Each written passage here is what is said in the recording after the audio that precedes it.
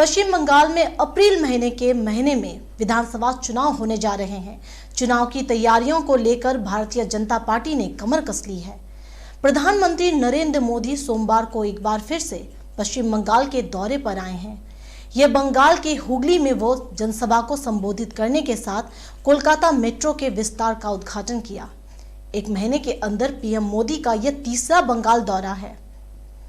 हुगली की रैली में नरेंद्र मोदी ने कहा कि आज इस वीर धारा से पश्चिम बंगाल अपने तेज विकास के संकल्प को सिद्ध करने के लिए एक बड़ा कदम उठा रहा है। पिछले बार मैं आपको गैस कनेक्टिविटी का इंफ्रास्ट्रक्चर का उपहार देने आया था। आज रेल और मेट्रो कनेक्टिविटी को मजबूत करने वाले महत्वपूर्ण काम शुरू होने जा रहे हैं।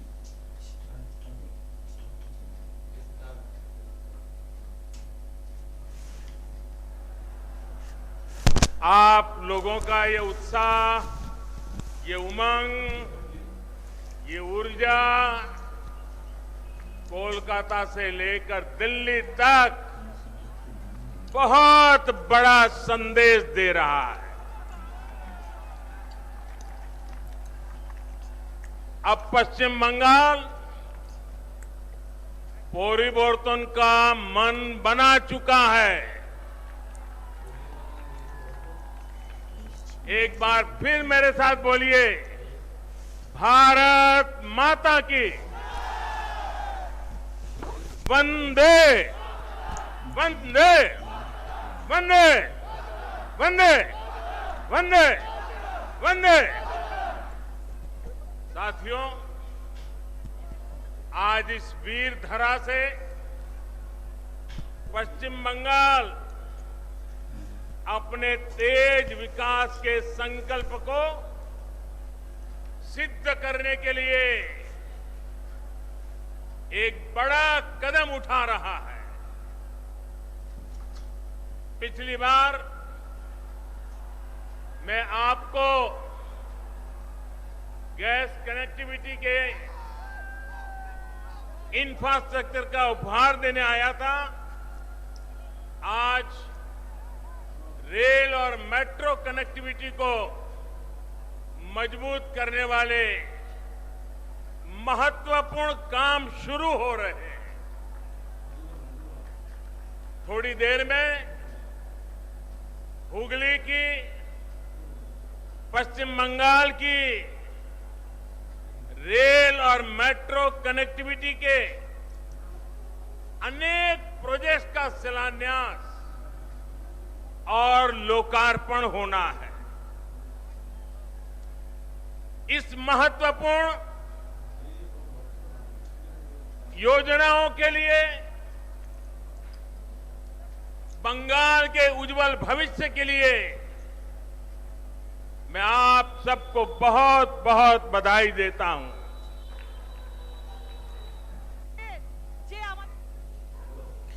वहीं ममता बनर्जी सरकार पर निशाना साधते हुए मोदी ने कहा कि तुष्टीकरण की राजनीति बंगाल के लोगों को दुर्गा पूजा से रोकती है। बंगाल के लोग अपनी सांस्कृतिक का अपमान करने वाले ऐसे लोगों को कभी माफ नहीं करेंगे।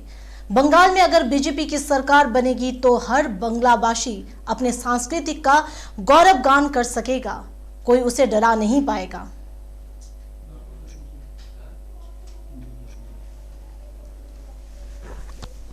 ऐसे अमर गान की रचना करने वाले के स्थान को न संभाल पाना बंगाल के गौरव के साथ बहुत बड़ा अन्याय है, और इस अन्याय के पीछे बहुत बड़ी राजनीति भी है। ये वो राजनीति है जो देशभक्ति के बजाय वोट बैंक, सबका विकास के बजाय तुष्टीकरण को बल देती है। आज यही राजनीति बंगाल में लोगों को मां दुर्गा की पूजा से रोकती है, उनके विसर्जन से रोकती है। बंगाल के लोग वोट बैंक की राजनीति के लिए अपनी संस्कृति का अपमान करने वाले ऐसे लोगों को कभी माफ नहीं करेंगे। ऐसे अमर गान की रचना करने वाले के स्थान को न संभाल पाना बंगाल के गौरव के साथ बहुत बड़ा अन्याय है। वहीं पीएम ने आगे कहा कि जितनी भी सरकारें पश्चिम बंगाल में रहीं, उन्होंने इस ऐतिहासिक क्षेत्र को अपने ही हाल में छोड़ दिया। यहाँ के इंफ्रास्ट्रक्चर को, यहाँ के धरोहर को बेहाल होने दिया। वंदे मातरम भवन जहाँ बंकिम चंद्र जी 5 साल रहे, कहते हैं वो तो बहुत बुरे हाल में है। उन्होंने कहा कि माँ माटी मानुस की बात करने वाले लोग बंगाल के विकास के सामने दीवार बनाकर खड़े हो गए हैं। टोलेबाजों के प्रदेश का विकास रोका रखा है। पीएम मोदी ने टीएमसी पर निशाना साधते हुए कहा कि सत्ताधारी पार्टी के नेताओं की शान और शौकत बढ़ती जा रही है।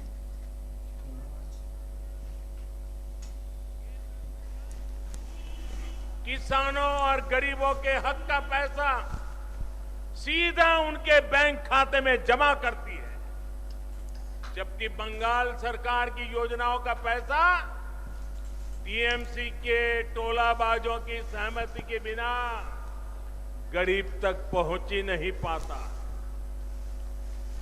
यही वजह है कि गांव-गांव में टीएमसी के नेताओं की शान और शौकत बढ़ती जा रही है और सामान्य परिवार गरीब से गरीब होता जा रहा है। भाइयों और बहनों, बंगाल के लाखों किसान परिवारों को पीएम किसान सम्मान निधि का पैसा इसी मानसिकता के कारण नहीं मिल पाया है। उनके हक को यहां की सरकार में बैठे हुए लोगों ने छीन लिया है। बंगाल के लाखों गरीब परिवार आयुष्मान भारत योजना के तहत 5 लाख रुपए तक के मुफ्त इलाज की सुविधा से आज भी वंचित है। केंद्र सरकार किसानों और गरीबों के हक का पैसा सीधा उनके बैंक खाते में जमा करती है।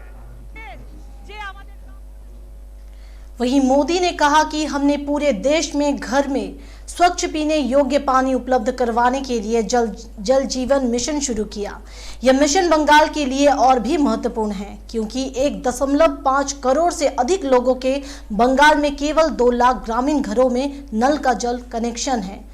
जब से हमने यह मिशन शुरू किया है, हमने 3.6 करोड़ घरों में पीने योग्य पानी का कनेक्शन प्रदान किया है। उन्होंने कहा कि हर घर जल पहुंचने के लिए केंद्र सरकार ने 1700 करोड़ रुपए से ज्यादा टीएमसी सरकार को दिए हैं, लेकिन इनमें से सिर्फ 609 करोड़ रुपए ही यहां की सरकार ने खर्च किया है। पीने का पानी मिलना चाहिए कि नहीं मिलना चाहिए? गांवों में भी मिलना चाहिए कि नहीं मिलना चाहिए? गरीब से गरीब को भी मिलना चाहिए कि नहीं मिलना चाहिए? ये आपका हक है कि नहीं है? यहां की सरकार ने काम करना चाहिए कि नहीं करना चाहिए? लेकिन हुआ क्या?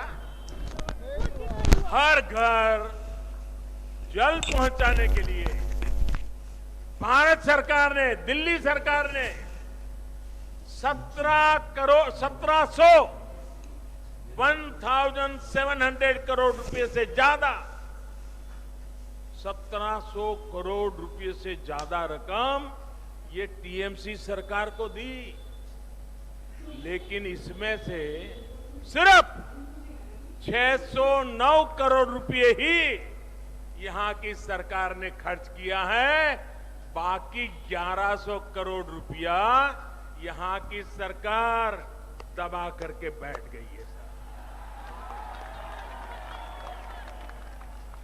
ये दिखाता है कि टीएमसी सरकार को गरीब की, पश्चिम बंगाल की बहनों बेटियों की जरा भी परवाह नहीं है। दोस्तों,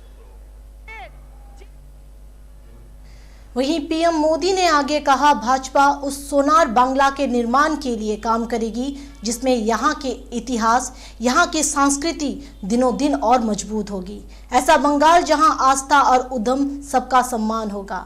ऐसा बंगाल जहाँ विकास सभी का होगा, तुष्टीकरण किसी का नहीं होगा। ऐसा बंगाल जो टोलेबाजी से मुक्त होगा, रोजगार और स्वरोजगार युक्त होगा। मैं बंगाल के लोगों को ये विश्वास दिलाता हूं, जब बंगाल में भाजपा की सरकार बनेगी तो हर बंगालवासी अपनी संस्कृति का गौरवगान पूरी ताकत और हिम्मत के साथ कर सकेगा। कोई उसे डरा नहीं पाएगा, कोई आपको दबा नहीं पाएगा। भाजपा उस सोनार बांग्ला के निर्माण के लिए एक काम करेगी जिसमें यहां का इतिहास, यहां की संस्कृति दिनों दिन और मजबूत होगी। वहीं पीएम मोदी ने आगे बंगाल के परिवर्तन को लेकर क्या क्या कहा, सुनवाएंगे आपको। बहनों, पश्चिम बंगाल में भाजपा की सरकार सिर्फ